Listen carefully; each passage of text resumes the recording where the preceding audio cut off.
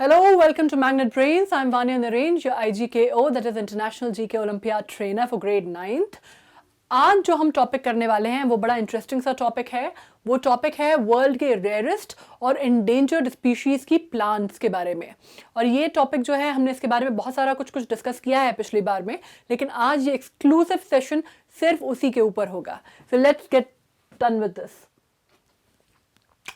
बहुत सारी स्पीशीज़ हैं जिनके बारे में हमने पढ़ा, जिनके बारे में हम ये जानते हैं कि बहुत सारी स्पीशीज़ ऐसी हैं जो कि इंडेंजर्ड हैं, थ्रेटन्ड हैं, कुछ ऐसी हैं जो विलुप्त भी हो चुकी हैं। लेकिन उससे पहले आज हम ये जानते हैं कि इतनी कौन सी स्पीशीज़ हैं जिनके बारे में हम जानते हैं। एक्चुअली हमने कभी इसके बारे में काउंटिंग नहीं की है, राइट? और ये रफ फिगर है, बहुत एग्जैक्ट काउंटिंग तो अभी भी कोई नहीं कर पाया है। So let's begin with the around approximate number. तो ये कहा जाता है कि there are about 3,91,000 known species of plants in the world, और ये नंबर हर साल, हर दिन, हर महीने बढ़ते जा रहे हैं। इनमें रोज़ कुछ ना कुछ, हर महीने, हर दिन कुछ ना कुछ इजाफा होता जा रहा है। बट ये एक अप्रॉक्सीमेट फिगर है जो कहा जाता है कि इतनी स्पीशीज़ तो पक्का हैं। इसके आगे जितनी है वो बाद में फिगर आउट होती रहेंगी, पर इतनी तो लोग जानते हैं, इनके बारे में पता किया जा चुका है। And some are very common, कुछ बहुत कॉमन है ऑब्वियसली, जो हम अपने घरों में देख लेते हैं, गार्डन्स में देख लेते हैं, सड़कों पे देख लेते हैं, जंगलों में देख लेते हैं। लेकिन कुछ ऐसी हैं जो कि बहुत बहुत रेयर हैं और बहुत बहुत मुश्किल से मिलती हैं, एंडेंजर्ड हैं, थ्रेटन्ड हैं, पर्टिकुलर जोग्राफिकल लोकेशंस पे ही मिलती हैं, पर्टिकुलर तरह के क्लाइमेट में पाई जाती हैं वो। और जो ये ह्यूमन नेचर भी होता है कि जो चीज़ें हमें बहुत आसानी से नहीं मिलती, हमारी जो जिज्ञासा होती है या हमारा जो उनको जानने का जो हमारे अंदर उत्सुकता होती है, वो उन चीज़ों को जानने की ज़्यादा होती है जो हमारे आसपास बहुत आसानी से हमें अवेलेबल नहीं होती। तो आज हम उन्हीं स्पीशीज़ की बात करेंगे जो कि बड़ी रेयर मानी जाती हैं। अब अगेन, इतना जब ये फिगर है तो इसमें से कई ऐसी स्पीशीज़ होंगी जो एंडेंजर्ड हैं। तो सबको अगर हम डिस्कस करने पे आएंगे तो सबको डिस्कशन करना तो हमारे लिए पॉसिबल नहीं है। हम कुछ ऐसे डिस्कशन करेंगे जो कि हमने रैंडम लिए हैं, हमने कुछ रैंडम पिकअप किए हैं, हम उन स्पीशीज़ के बारे में डिस्कशन करेंगे। बाकी आपका इंटरेस्ट क्योंकि इस टॉपिक पर डेवलप हो जाएगा, तो what you can do is you can just go out, pick up the encyclopedia, take out to Google, and फिर आप उसमें और भी अपने नॉलेज को बढ़ा सकते हैं। आज जो हम स्टार्ट करने वाले हैं वो हम स्टार्ट करने वाले हैं कुछ ऐसी स्पीशीज़ के साथ जो कि स्पेसिफिक कंडीशंस में सर्वाइव कर पाती हैं और कुछ पर्टिकुलर जोग्राफिकल लोकेशंस में ही मिल पाती हैं। तो पहला जो नाम है इस स्पीशीज़ में, वो नाम है बाओबाब ट्रीज। इस तरह के ट्रीज हैं ये, सी दिख रहे हैं आपको? इस तरह के ट्रीज हैं, इतनी बड़ी इनकी ट्रंक होती है और इतना सा इनका ऊपर का जो हिस्सा है वो सिर्फ इतना होता है। और ट्रंक्स सीधा आप रेशियो देखिए ज़रा ट्रंक्स का बाकी ट्री के, बाकी जो ऊपर का जो पेड़ है उसके मुकाबले। अब ये ट्रीज जब हम देखते हैं तो इनफैक्ट आजकल इनको बहुत पेंटिंग्स में भी इस्तेमाल किया जाता है। आपने पेंटिंग्स में भी देखा होगा, स्पेशली जो अफ्रीकन पेंटिंग्स होती हैं उसमें इन ट्रीज को अगर आपने पीछे लगा दिया, या ये ट्रीज अगर आपने पीछे बना दिए, तो आपको ये देख के ही समझ में आ जाएगा कि हम अफ्रीका की बात कर रहे हैं। और अफ्रीका में भी कहाँ की बात कर रहे हैं? मेडागास्कर की, क्योंकि वहीं पाए जाते हैं। ये जो है ये अनयूजुअल लाइफ गिविंग ट्रीज माने जाते हैं। इनको माना जाता है कि ये ट्रीज जो हैं, इनके आसपास जो लोग हैं वो अपना हैबिटेट बना के रहते हैं। इनके आसपास लोग जो हैं अपने घर बना के रहते हैं। जैसे लोग नदियों के किनारे पहले घर बनाते थे, उसी तरह आज भी जैसे जो सिविलाइजेशन है वो आपको ज़्यादातर पानी के एरियाज़ के आसपास मिलेगी। तो इस ट्री के आसपास भी जो घर या सिविलाइजेशन का या हैबिटेट का जो रीज़न है वो सेम है, पानी। अब क्योंकि हम अफ्रीका की बात कर रहे हैं तो वहाँ पे स्कार्सिटी ऑफ वाटर है, ये तो आपको पता ही है। तो while it may sprout leaves for 3 months of the year, ये पेड़ जो है इसमें छांव नहीं मिलती आपको। आप ये मत सोचिए कि मैं बात कर रही हूँ हैबिटेट की तो आप ये समझ रहे हैं कि क्योंकि वहाँ पे धूप बहुत रहती है, गर्मी बहुत रहती है, तो छावदार पेड़ है। ये तो आपने देख ही लिया कि इसमें कितनी, इसकी पत्तियाँ किस तरह की होती हैं। पर इसकी एक और ख़ास बात ये होती है कि इसकी ट्रंक्स, आप देख रहे हैं इसकी मोटी मोटी ट्रंक्स, कितनी मोटी ट्रंक्स हैं इसकी। इन खासियत जो है वो इस ट्रंक की है और इसकी वजह से लोग इसके आसपास रहते हैं। और वो ये है कि दो इसमें स्प्राउट होती हैं लीव सिर्फ 3 महीने साल के, इसके जो स्टोर करता है वाटर, ये अपनी ब्रॉड एंड ट्विस्टेड ट्रंक्स में इतना सारा पानी स्टोर कर सकता है जो कि सर्वाइवल के लिए बहुत इंपॉर्टेंट है। और ये बड़ा लंबा, कई गैलन, कई लीटर, कई गैलन पानी ये अपने ट्रंक्स में स्टोर कर लेता है, और इस वजह से लोग इसके आसपास रहते हैं आके। The people of Madagascar, Africa and the India would often build the home amongst its roots to survive the dry season. अब इंडिया में तो खैर ये उतना नहीं पाया जाता, अब ये बेसिकली मेडागास्कर अफ्रीका में ही पाया जाता है, और इसी वजह से लोग इसकी जड़ों के आसपास अपना घर बना लेते हैं और वहाँ रहते हैं, ताकि वो जो ड्रॉट का सीजन है, जो समर सीजन है, जो ड्राई सीजन है, उसको सर्वाइव कर पाए, क्योंकि ये इतना सारा पानी, इतने गैलन, इतने लीटर पानी अपनी ट्रंक्स में स्टोर कर सकता है। पर क्योंकि अब क्लाइमेट चेंज हो रहा है और चीज़ें बदलती जा रही हैं, तो इसका जो ये काफ़ी कुछ एक्सटिंक्शन की कगार पे है। जैसे मैंने आपसे कहा कि पहले ये इंडिया में भी पाया जाता था, अब ये एक्सक्लूसिवली मेडागास्कर में ही पाया जाता है। इंडिया में भी अगर पाया जाता होगा तो it is like the negligible area where it is found. It is basically known and affiliated to Madagascar Africa now. दूसरी बात हो रही है ड्रैगन ट्री की। ड्रैगन ट्री आप देख सकते हैं किस तरह का है। These are large striking trees that form many people's image of African savanna की याद आ जाएगी आपको। आप देख रहे हैं फोटोज इसकी कैसी हैं, ये बिल्कुल ऐसा लग रहा है जैसे कोई अफ्रीकन सवाना है, और इसी वजह से इसको लोग बोलते भी वही हैं। इसको देख के आपको उसी की याद आएगी। और ये ट्रीज जो हैं ये कि 1000 of years तक बढ़ते हैं, यानी बहुत लंबा इनका लाइफ स्पैन होता है, लेकिन अब ये धीरे धीरे धीरे धीरे कॉन्टिनेंट से डिसअपियर होते जा रहे हैं।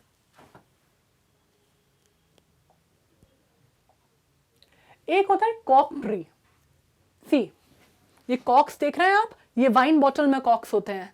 अगर आपको पता होगा तो ये वाइन बॉटल्स में जो कॉक्स लगते हैं वो आर्टिफिशियल नहीं होते, वो प्लास्टिक के बने नहीं होते, वो इसी ट्री के बने होते हैं, और इसीलिए इसको कॉक भी बोला जाता है। इसका नाम जो है ट्री का वो कॉक ट्री है। और कॉक ट्री जो है वो वाइन कॉक्स के लिए यूज किए जाते हैं। Other items are made from कॉक material comes from this particular tree. इसके जो इन्वायरमेंटलिस्ट बिलीव करते हैं कि अब इसके लिए हमें कोई और दूसरा ऑल्टरनेटिव जो है वाइन बॉटल्स के लिए वो ढूंढ लेना चाहिए कॉक्स बनाने के लिए, ताकि इनका जो यूसेज है, जो कॉक का डिफॉरेस्टेशन हो रहा है कॉक ट्री का, वो हम इसको थोड़ी सी रोकथाम कर पाएँ। But the reduced demand for tree barks has instead began to cause its demise। But उसका उल्टा क्या हुआ, इन्वायरमेंटलिस्ट ने ये सोच के ये बात बोली कि अब हम कॉक को, जो वाइन कॉक्स हैं उसकी जगह हम कुछ और यूज़ करने लगे इस ट्री की जगह। तो अब उसका उल्टा ये हुआ कि इंस्टेड ऑफ इनका जो नंबर है वो बढ़ने की जगह या रिजरक्शन होने की जगह, अब क्योंकि इनका यूसेज कम हो गया तो लोगों ने इन पर ध्यान देना बंद कर दिया, और इनका जो नंबर है वो अपने आप ही डिप्लीट होता चला जा रहा है। With no demand for the bark as a commodity. अब क्योंकि इसकी कमोडिटी की या इसके बाग की उतनी रिक्वायरमेंट नहीं बची, तो लोगों ने जितना पहले उसका प्लांटेशन होता था, लोग पहले जितना ध्यान देते थे, जितना उसका कल्टिवेशन होता था, अब वो चीज़ें धीरे धीरे बंद होती जा रही हैं, और ये अपने आप ही धीरे धीरे कगार पे जाता जा रहा है विलुप्ति की।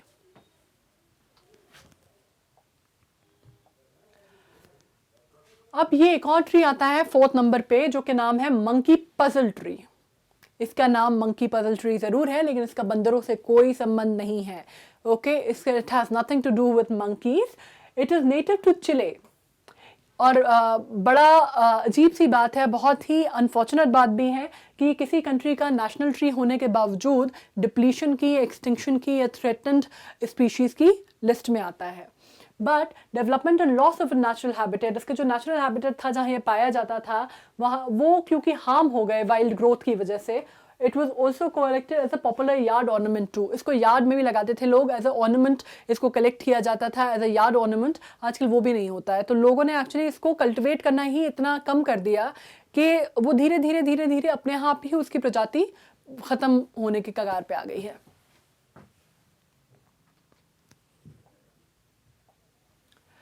वेस्टर्न अंडरग्राउंड ऑर्किड, फोटो देख रहे हैं आप।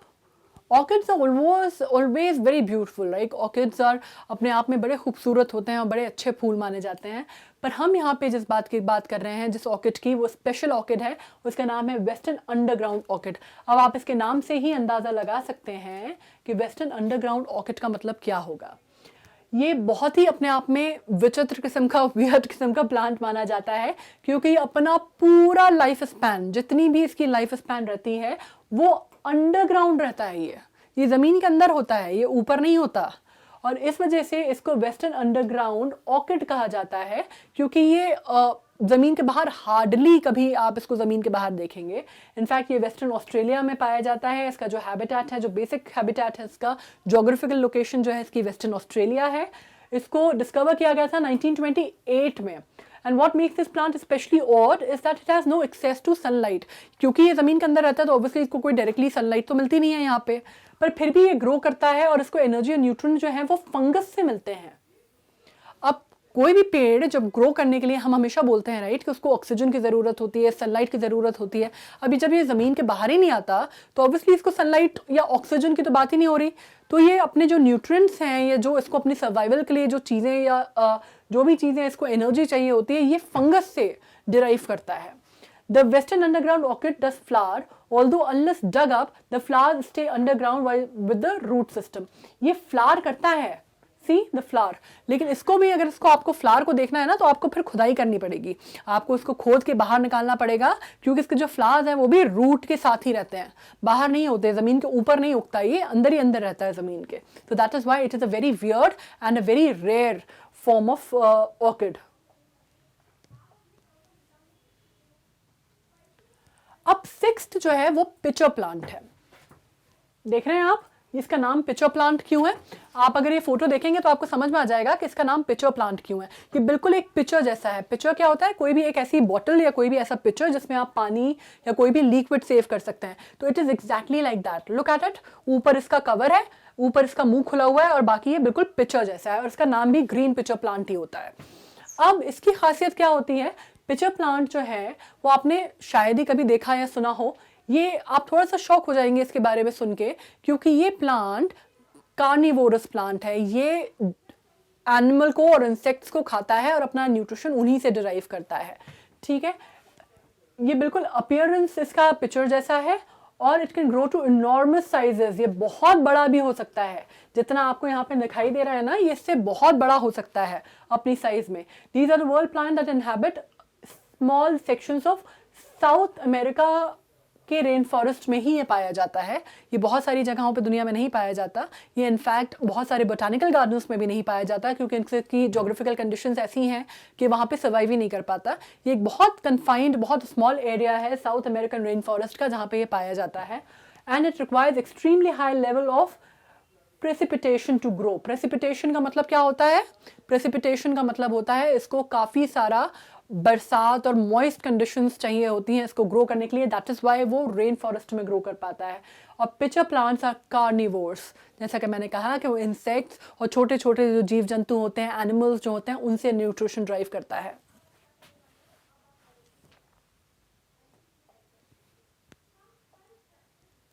और वो कैसे करता है? वो ट्रैप करता है किसी भी प्लांट को, किसी भी जो उसका जो भी उसका का जिसको भी उसको पकड़ना होता है, जो भी इंसेक्ट होता है उसके आसपास आता है, वो उसके पिचर के रिम पर आता है नेक्टर। और वो क्योंकि इतना स्लिपरी सरफेस होता है ना, तो उसमें वो धीरे जैसे आके बैठता है, वो फिसल के नीचे चला जाता है और causes unfortunate meal to fall in. वो ऊपर उसके आके बैठता है रिम पे और वो नीचे फिसल जाता है। वंस वो नीचे फिसल गया तो बस उसकी जकड़ में आ गया, उसकी जकड़ में आ गया तो उसका पूरा न्यूट्रिशन और पूरा उससे जितनी एनर्जी है वो डिराइव कर लेता है। The pitcher plant proceed to drown its prey, dissolve and absorb the nutrition. वो उसको पूरी तरह से डिजॉल्व कर देता है उसको। और while they mostly eat insect, वैसे तो वो आपको हैरानी होगी ये जान के कि वैसे तो वो छोटे मोटे इंसेक्ट खाता है, छोटे मोटे कीड़े मकोड़े जो आसपास होते हैं उसके आ जाते हैं वो खाता है। लेकिन वो कई बार अगर कोई रैट या कोई चूहा उसके आसपास आता है और वो भी उसमें गिर जाता है तो पूरा का पूरा एक चूहा भी खा सकता है। कैन यू इमेजिन वो कितना बड़ा प्लांट होगा कि एक पूरा चूहा वो खा सकता है, राइट? तो it's a very rare plant and a very dangerous one.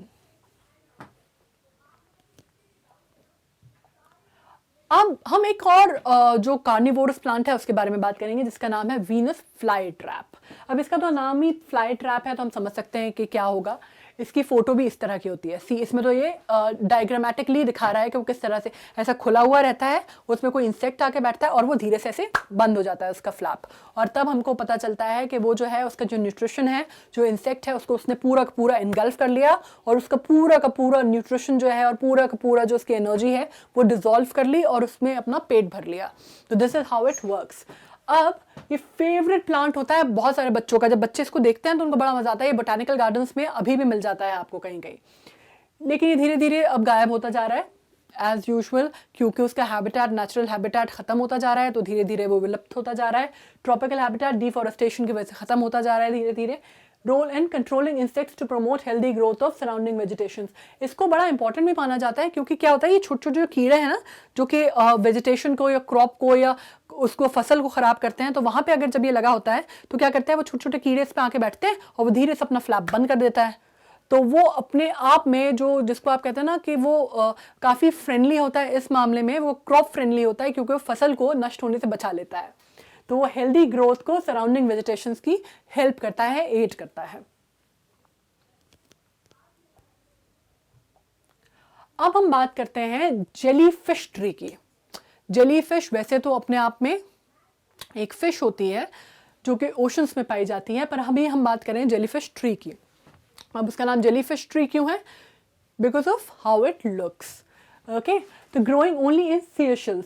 Seashells एक ग्रुप ऑफ आइलैंड्स है, वहीं पे ये ज़्यादातर पाई जाती है, जो कि कोस्ट ऑफ ईस्ट अफ्रीका में है। और jellyfish tree has one of the smallest habitats on any planet. ये इतना कम, इतना स्पेसिफिक, इसका बहुत ही कन्फाइंड जोग्राफिकल एरिया है, ये वहीं पे पाई जाती है, सीशेल्स में ही पाई जाती है। और इसके अलावा ये कहीं पे भी ग्रो नहीं कर पाता, कहीं पे भी बढ़ नहीं पाता। इसका जो नेचुरल हैबिटेट है वो बहुत ही लिमिटेड है। In fact it is one of the smallest habitats of any plant. Okay, One of the last 100 years it was twice thought to be extinct. पिछले 100 सालों में 2 बार साइंटिस्ट ने और बोटानिस्ट ने ऐसा सोचा कि शायद ये बिल्कुल ही पूरी तरह ख़त्म हो गया है धरती पे से, या पूरा ही इसका जो अस्तित्व है वो ख़त्म हो गया है, ये स्पीशीज़ अपने आप में एक्सटिंक्ट हो चुकी है। लेकिन ये फिर से उगाया और फिर से सर्फेस हो गया और रीडिस्कवर किया गया वाइल्ड में, much to the relief of the plant. बहुत वाइल्ड में, जो वाइल्डर एरियाज थे, जब उसको देखा गया तो वहाँ पे वो अपने आप एक बार पाया गया कि उसके 2-3 जो उसके स्पेसिमेंस हैं वो नज़र आए। And that was such a relief to botanist, क्योंकि इतना सुंदर प्लांट अदरवाइज वो मान के चल रहे थे कि जेनेटिकली अब उसको हम रिक्रिएट नहीं कर सकते, और वो पूरी तरह उसका एग्जिस्टेंस समाप्त हो गया है। इट रिजेंबल्स जेलीफिश, ये तो आपने पढ़ ही लिया कि जेलीफिश को रिजेंबल करता है, इसलिए उसका नाम जेलीफिश ट्री है। Botanist seems to have germinated its seeds artificially, but let's see if it grows. अब क्योंकि ये 2 बार माना गया है कि 100 साल में कि ये विलुप्त हो चुका है, तो अब बोटानिस्ट ने क्या किया कि अब दोबारा इसका चांस नहीं लिया जाए, और उन्होंने उसके सीड्स को आर्टिफिशियली जर्मिनेट करने की कोशिश की है।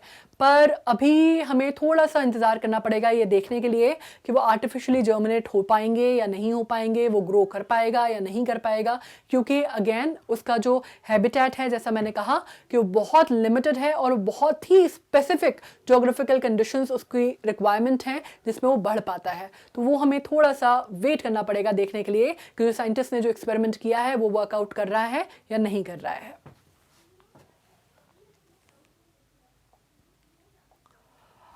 अब 9th जो है वो है स्नोडोनिया हॉकवीट। स्नोडोनिया हॉकवीट, स्नोडोनिया एक जगह का नाम है जो वेल्स में है, और इसमें कम्प्लीटली एक्सटिंक्ट मान लिया गया था इसको भी जेलीफिश की तरह ये मान लिया गया था कि बिल्कुल ही पूरी तरह ख़त्म हो चुकी हैं दुनिया में से। 7 small groups of plants were spotted growing in Snowdonia in 2002, but thankfully 7 छोटे छोटे ग्रुप ऑफ प्लांट के पाए गए स्नोडोनिया में उगते हुए 2002 में, और इसलिए उसका नाम स्नोडोनिया कर दिया गया। It is considered to be one of the rarest plants on earth. इसको माना जाता है कि कहीं नहीं पाया जाता, जैसा कि कहा गया है कि साइंटिस्ट ने पहले तो ये मान ही लिया था कि ख़त्म हो गए हैं, और 2002 में कुछ 7 जगह पे कुछ स्मॉल ग्रुप्स में इनको पाया गया उगते हुए स्नोडोनिया में, जो वेल्स में पड़ता है वहाँ पे, और इस वजह से इसको दोबारा इसका नामकरण करके उसके नाम पे रख दिया गया।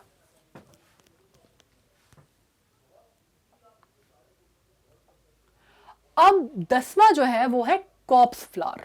Cops I know is a very sad name to be a flower, right? बड़ा मॉबिड सा नाम है, बड़ा ख़राब सा नाम है corpse flower. I mean really, corpse कौन बोलता है फ्लावर को? बट उसका रीज़न है, यू सी।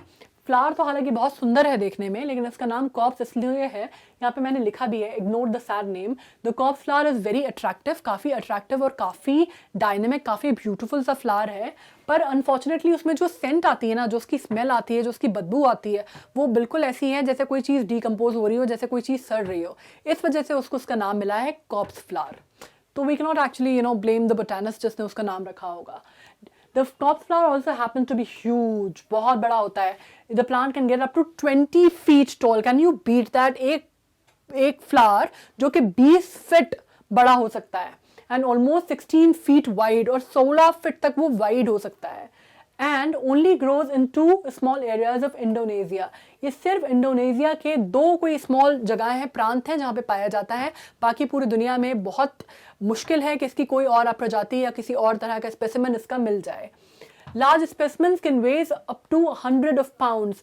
ये जो हम डायमेंशन बता रहे हैं ना, 20 फीट और 16 फीट, ये तो अपने आप में ठीक है. इसके जो वेट है वो 100 of pounds तक जा सकता है, जो हम बड़े उसकी बात करते हैं, फ्लावर की बात करते हैं तब. One of the most fascinating aspect of corpse flower is that it can take up to decade to bloom. और इसका जो सबसे बड़ा और रेयरेस्ट इसको बनाने का फंडा है वो ये है कि इसकी हाइट, वेट और हेल्थ जो है इसकी, वो तो अपनी जगह पे है ही, पर इसको जो रेयर बनाता है वो ये कि इसको कई बार पूरा एक डिकेड मतलब 10 साल का जो अंतराल होता है, जो वक्त होता है, वो लग जाता है ब्लूम करने में. और subsequently blooms comes at irregular interval, और वो भी आप उसको टाइम नहीं कर सकते. ऐसा नहीं है कि आपको पता है कि भाई ये इसी टाइम पे इसी सीजन में ब्लूम करेगा, ऐसा भी कुछ नहीं है. इरेगुलर इंटरवल में ब्लूम करता है, और कई बार 10-10 साल तक लग जाते हैं इसको ब्लूम करने में. With some flowers continuing to only bloom once every 7 to 10 years. और कुछ तो फ्लावर ऐसे होते हैं जो कि सिर्फ एक ही बार ब्लूम करते हैं, और वो भी 7 से 10 साल के अंतराल में. तो that is why it is considered to be one of the rarest flower species जो हमारी लिस्ट में हमने इनलिस्ट करी है. अब when you consider the corpse flower only have a pollination window of about 1 to 2 days. अब इसमें आप ये भी कंसिडर कर सकते हैं कि कॉप्स फ्लावर का जो पॉलिनेशन विंडो है ना, वो सिर्फ 1 से 2 दिन होता है. दैट इज इट, सिर्फ 2 दिन.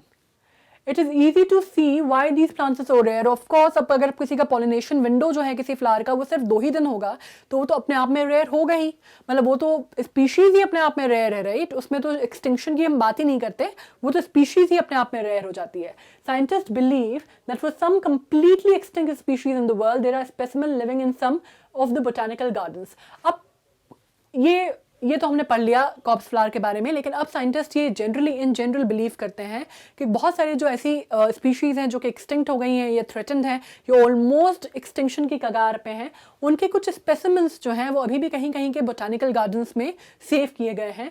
और the world and there living plants are grown from the clippings taken from the few surviving specimen that were gathered by researchers near the beginning of 20th century. और काफ़ी सारे जो plants हैं वो उस क्लोन से, उस जो स्पेसिमेन जो क्लोन्स हैं उनसे ग्रो किए जा रहे हैं, जिनका जो सैंपल है वो बिगनिंग ऑफ 20th सेंचुरी में साइंटिस्ट ने, बोटानिस्ट ने लेके रखा हुआ था.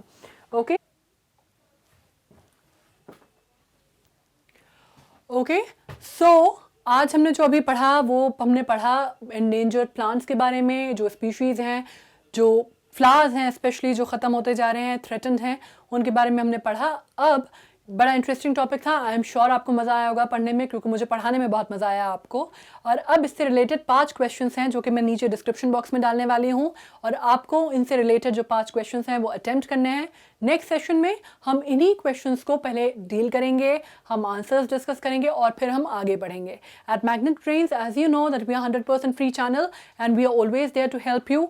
हम हर चीज़ को फ्रॉम द स्क्रैच स्टार्ट करते हैं, और हम कोई भी सेशन स्टार्ट करने से पहले पुराना जो है पूरा टॉपिक वो कंप्लीट करते हैं. सो दैट इज़ वाई हम ये क्वेश्चंस जो नीचे दे रहे हैं उनको हम डील करेंगे. पहले हम उनके पूरे आंसर डिस्कस करेंगे, फिर हम अपना नेक्स्ट टॉपिक उठाएंगे.